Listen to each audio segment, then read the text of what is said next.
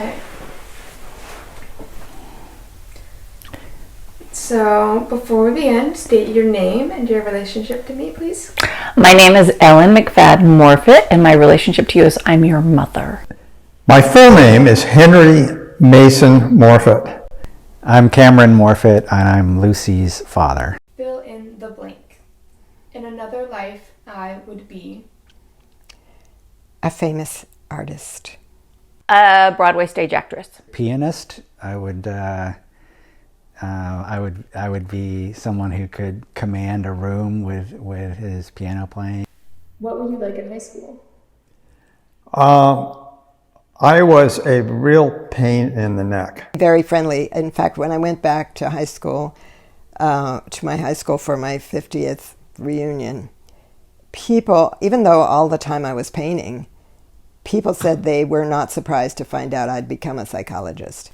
I was always trying to make myself special and noticed, and I would go to and one of the things I realized got me special and noticed was being naughty.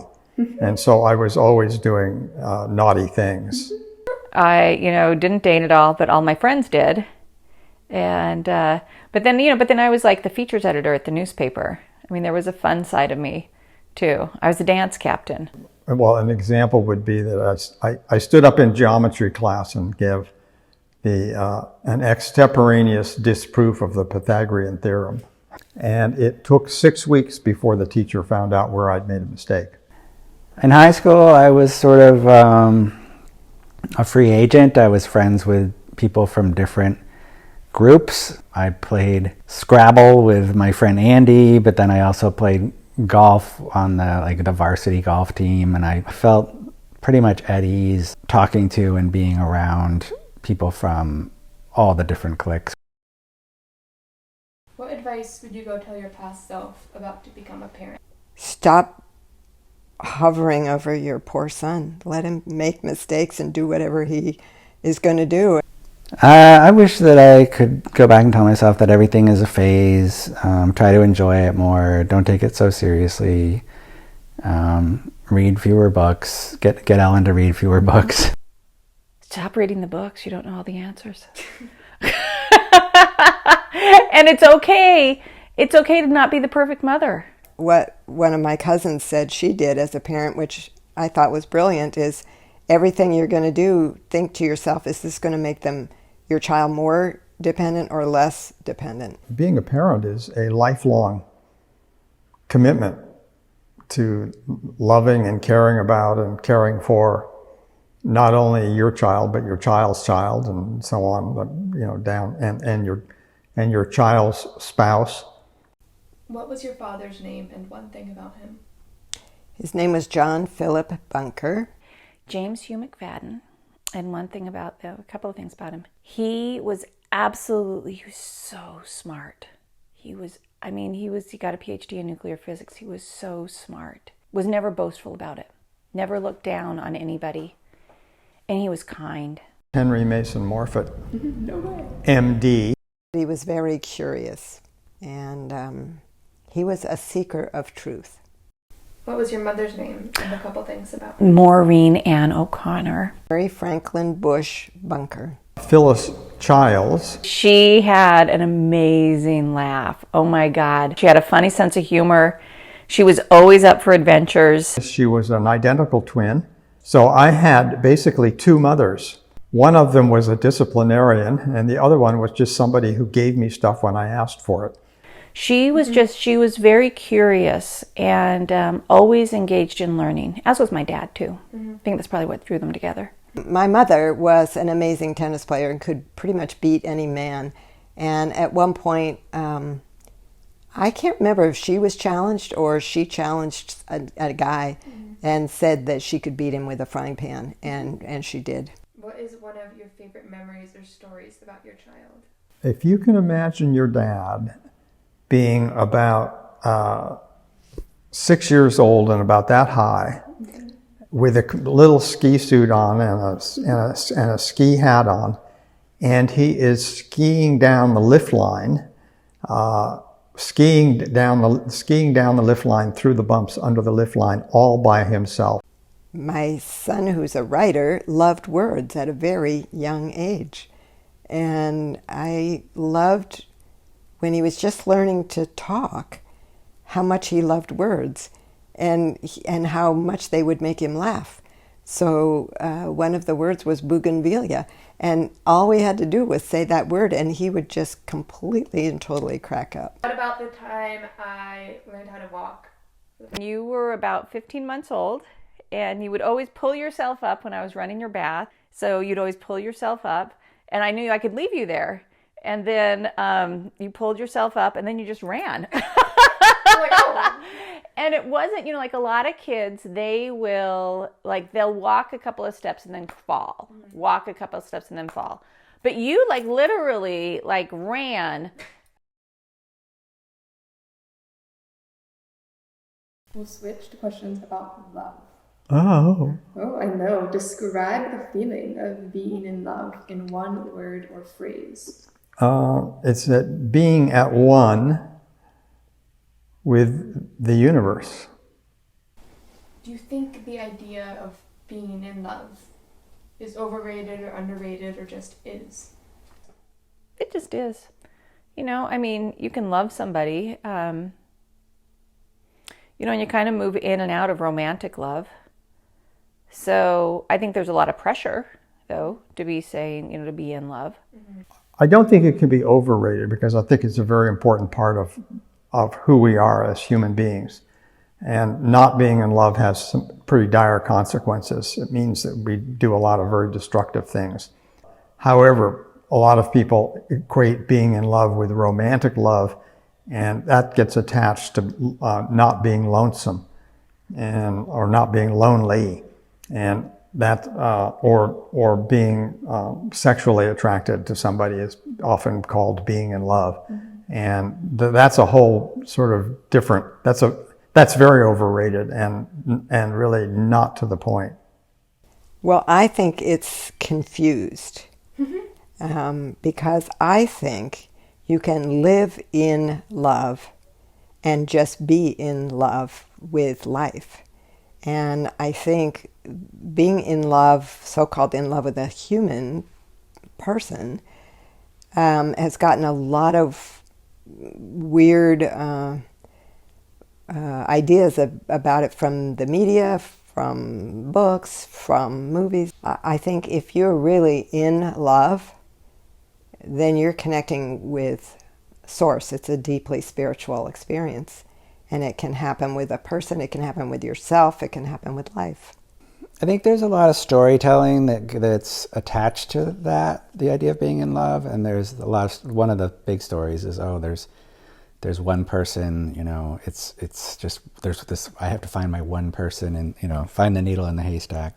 It's kind of like when you were looking at colleges. I think I kept saying, I think there are lots of colleges where you would do well.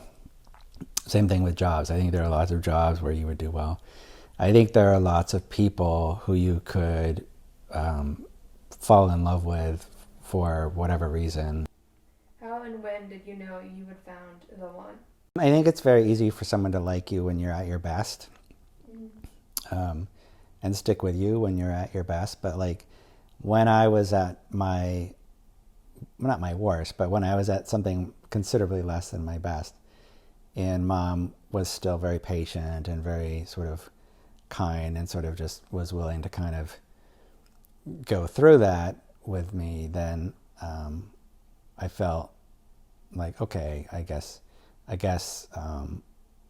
all parts of me are valid here, and not just sort of the happy parts. Probably about a month in, he came over to supper with me at Mimi and Papa's house, because I think I was still living there. Mm-hmm. And he showed up. He had white linen pants on. Oh, white linen pants. Like a seafoam green T-shirt, and then a linen jacket. And he brought Haagen-Dazs ice cream coffee. Oh. And then he helped my mom clean up the dishes afterwards. Oh. And that was it. That was it. What is your favorite thing about my mom? My favorite thing about Ellen would be probably a lot of people's favorite thing is the laugh.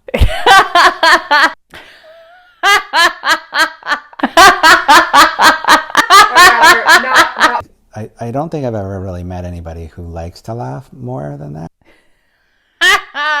Nuclear level. Right or left? What is your favorite thing about your husband, my dad, Cameron? Oh, he's so cute. He's so cute, and he's very funny. And he, like, I like it when he dances. I've always loved the fact that he's smart, and he's able to talk me off my cliff too. So, describe how you and Mason met. Well, we met because I was showing my boyfriend the art school where I had gone since I was 10 years old. And it turned out Mason was at that art school. He was the monitor there. So we walked in late at night and I was flipping on lights and there was nobody there. And all of a sudden this head peeked up over the railing of the loft.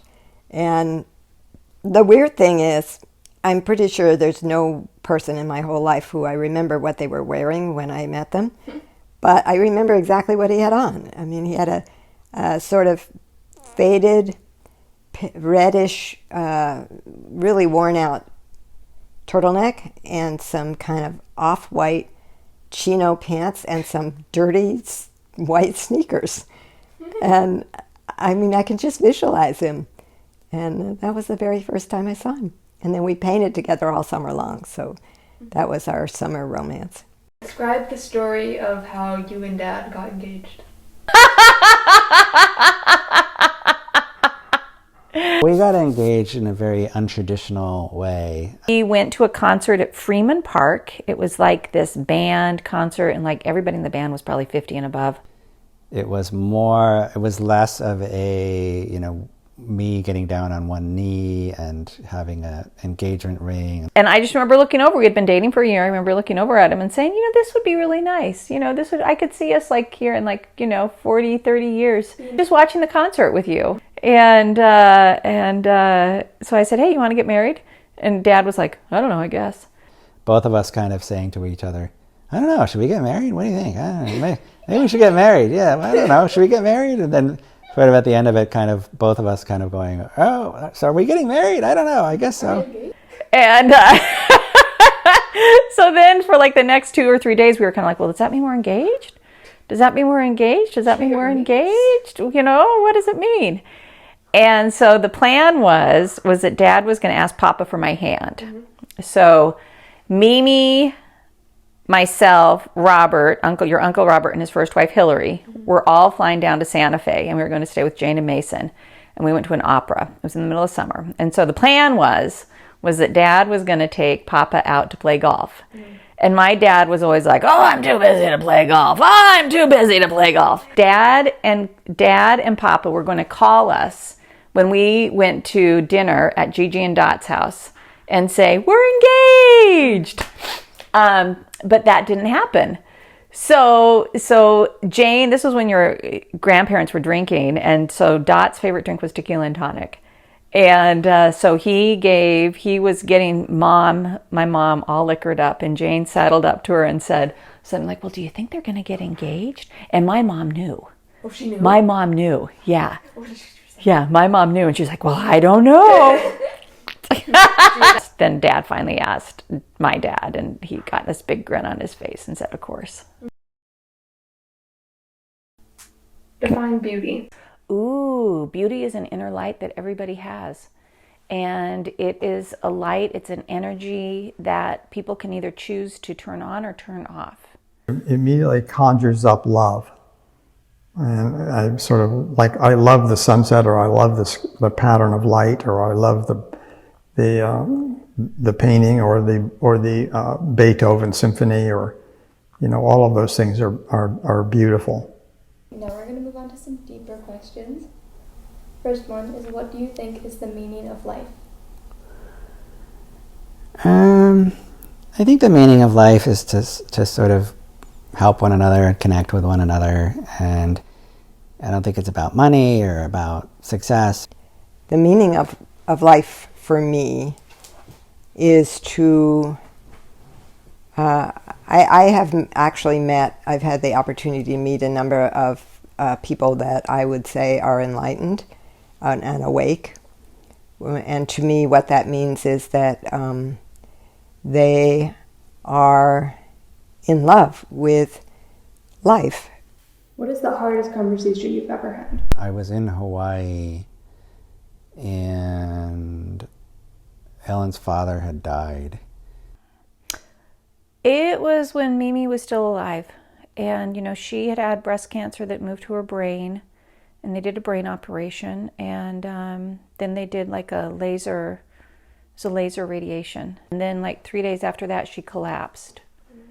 And then the brain cancer came back. And, she was immobile. I mean, she couldn't walk.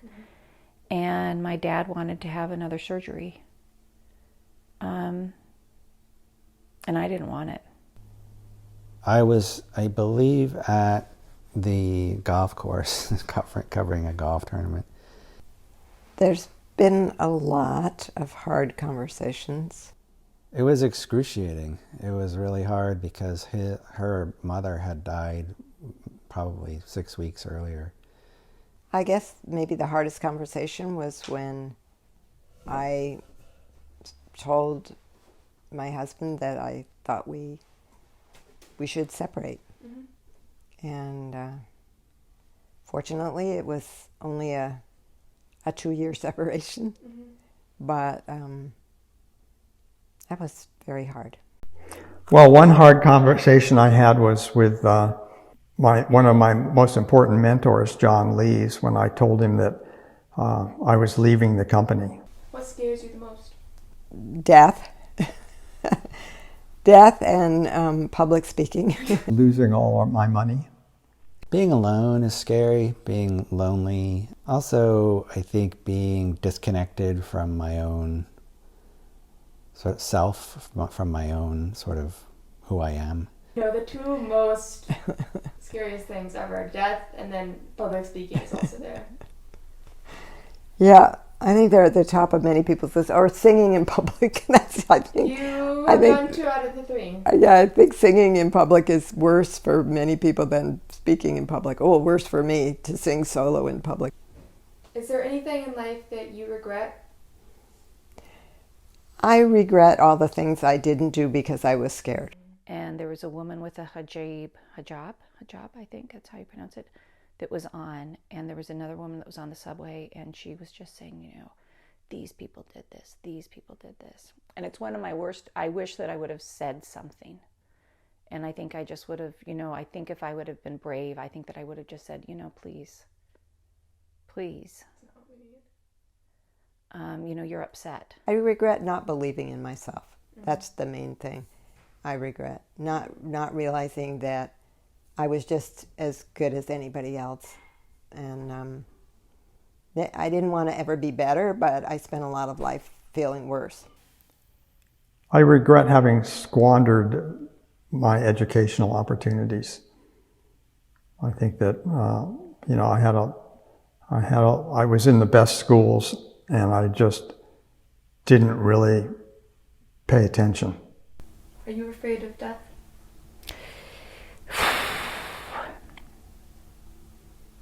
I'm afraid of missing out. No, it's kind of interesting. You think I've had a very keen sense of my own survival and what I needed to do to survive. And I've always, as reckless as my life has been, it's always been calculated risks that I took. And I always thought about what the risk was that I was taking. Well, I am kind of afraid of death. I think one of the things that I don't want to say goodbye. I don't want to leave.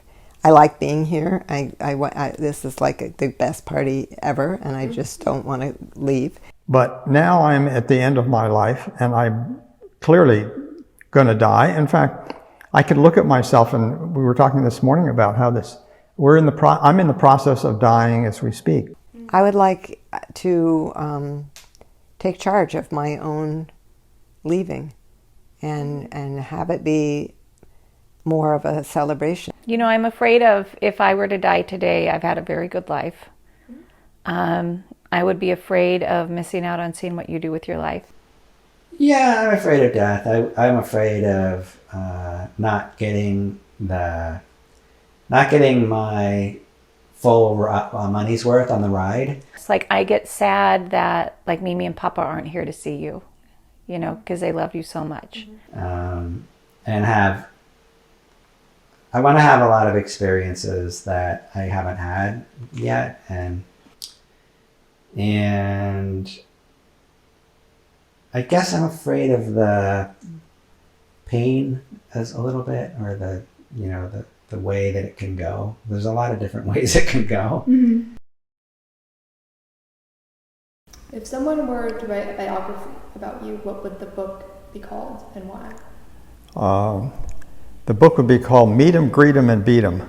I don't mean by beating them, I don't mean beat them. I mean, what I mean is find out what they want and what they're willing to give in return. Name a movie that made you cry. Barbie made me cry. What part? The part where American Ferrera's going back, when Barbie realizes that American Ferrera is the one that wants the memory of Barbie. She's her like owner. Yes. But like she's the one that has the relationship. Yeah. And so that made me cry. Most recently, I mean, I cry at a lot of movies, but most recently that was the one that got me. Mm-hmm. How do you think the practice or the profession of photography has changed since when you were doing it? Well, the mechanics of it have, of course, changed. Being digital was revolutionary. It means the most important aspect of the digital photography is that you see your results right away. Mm-hmm. You don't shoot and then wonder a week later whether you've overexposed or underexposed, or you got the shot or you didn't get the shot. Mm-hmm. So the feedback with digital photography is instant. Define creativity for you. Creativity is play. It's fun. It's just joy. It's losing track of time, playing around with ideas, and sometimes surprising myself. Like I think that, to me, that's the coolest part of creativity, is when I'm like, whoa, like what did I do? What is a lesson or a habit that took you the longest to unlearn? The habit of telling people what I think they want to hear. How so? In a way to...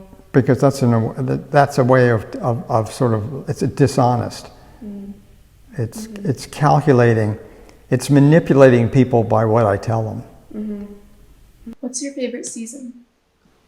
I think my favorite season is fall. I've always liked the fall. I like the changing of the leaves. I like that things slow down in my job a little bit. I can kind of take a breath. Yeah, I don't know. I've always kind of been partial to the fall. Mm-hmm. It sort of seems like a new beginning. I don't know why. What is your earliest memory of happiness? I was running down this path that goes from my grandparents' house down to our cottage on the beach. And I was running really, really, really fast. So I was like a little pinwheel. And the sun was in my blonde hair. And I just remember being totally